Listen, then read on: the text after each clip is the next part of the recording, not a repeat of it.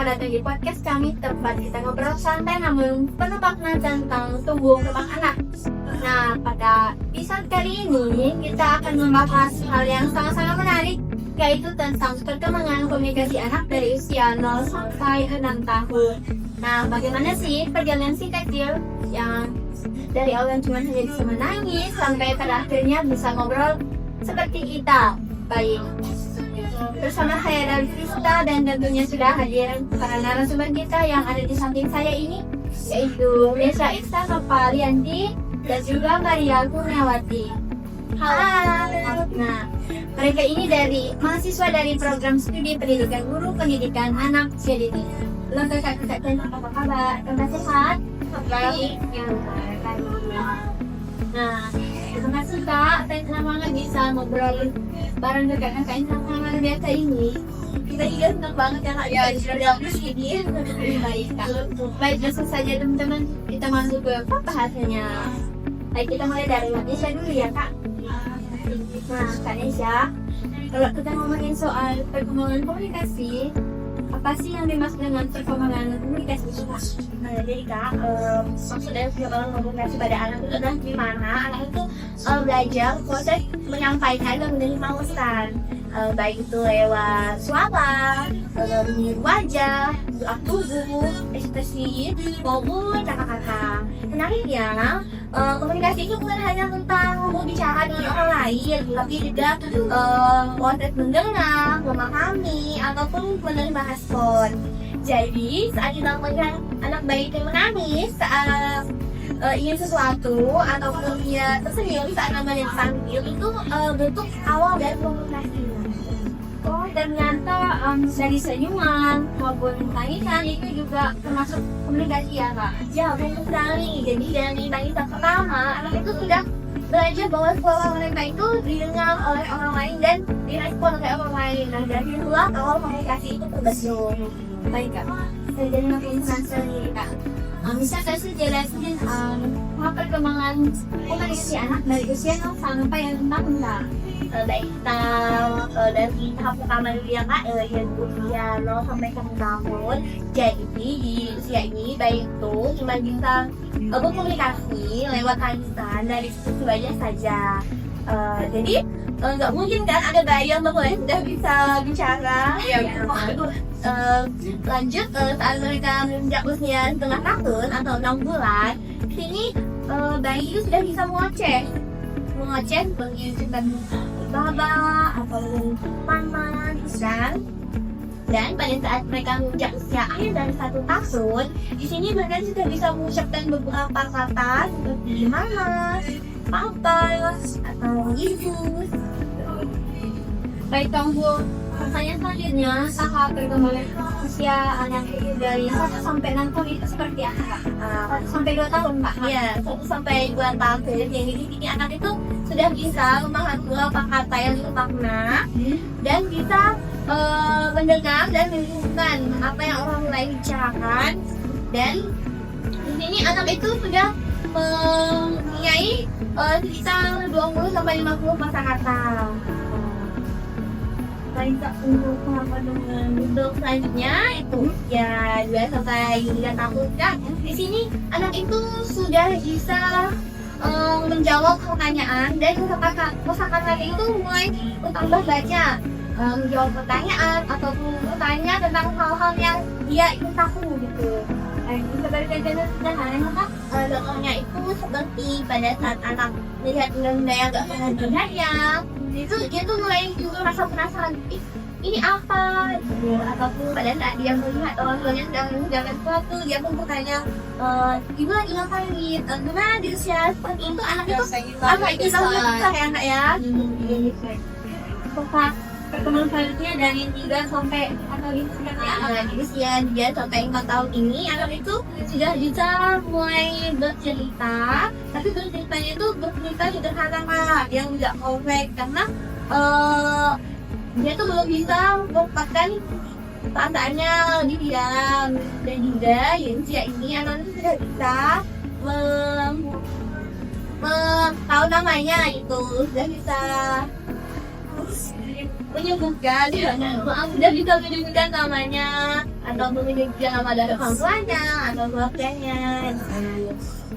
Dan misalnya contoh sederhana dari mereka cuma bisa bercerita dengan hal-hal berbicara sederhana, Contoh dari mereka bisa bicara bercerita atas dari anak itu seperti pada saat mereka habis melakukan sesuatu, tentunya orang yang terdekat mereka itu adalah ibunya kan, dia tuh langsung bercerita pada ibunya misalnya, mama tadi adik tuh habis main, tapi dengan kata-kata yang masih membahagiakan. Lalu kalau usia 5 tahun tadi, jadi tahapan dulu bisa disebut sebagai tahapan sekolah, artinya anak itu sudah bisa berbicara dengan kompleks dan juga sudah bisa bercerita dengan tuntun dari awal sampai akhir. Dan juga tahapan yang terakhir itu usia 5-6 tahun. Jadi di usia ini anak itu sudah bisa dibilang sebagai orang dewasa kecil, karena anak itu sudah bisa berbicara dengan dua arah dan juga sudah bisa mengeluarkan bahasanya, bercerita ataupun bernegosiasi. baik Kak, untuk contoh dari misalnya berkomunikasi dengan dua arah atau bernegosiasi itu seperti apa Kak? Contohnya seperti sederhana ya Kak, jadi pada saat anak itu ditawarin makan sama temannya, adik ayo makan. Dengan negosiasi sederhana dari anak itu kita ya ma, 5 menit lagi ataupun kita ya ma, adik mau habis nonton udah makan. Nanti itu dari negosiasi tidak akan Ternyata juga yang faktor misalnya, namun setiap tahun itu di setiap tahunnya itu faktornya misalnya ya betul sekali dan penting bagi kita sebagai tenaga pendidik dan pada orang tua semuanya itu tahu dan paham tentang tahap-tahap perkembangan komunikasi anak ini agar kita itu bisa menjadi pilihan yang tepat untuk perkembangan mereka. Baik teman-teman, sekian pendapat dari Kak Desya tentang perkembangan komunikasi anak. Dan untuk tahap selanjutnya pasti teman-teman juga penasaran bagaimana perkembangan menurut Kak Maria. Langsung saja dengarkan Kak Maria ya. Nah Kak Maria, ada anak yang cepat bicara dan juga ada anak yang lambat bicara ya Kak. Nah pertanyaan saya, apa saja faktor-faktor yang mempengaruhi perkembangan komunikasi anak itu Kak? Nah, pertanyaan bagus sih dari Kak Dara. Nah, yang pertama itu adalah stimulasi lingkungan. Ketika orang di sekitar maupun orang tuanya sendiri sering mengajak anak untuk berinteraksi, berkomunikasi, anak itu akan semakin lama semakin terbiasa serta memiliki kosakata yang cukup banyak. Kalau untuk yang kedua itu dari faktor hubungan emosional antara anak dan orang tua, di mana anak dan orang tua ini kan memiliki hubungan darah ya.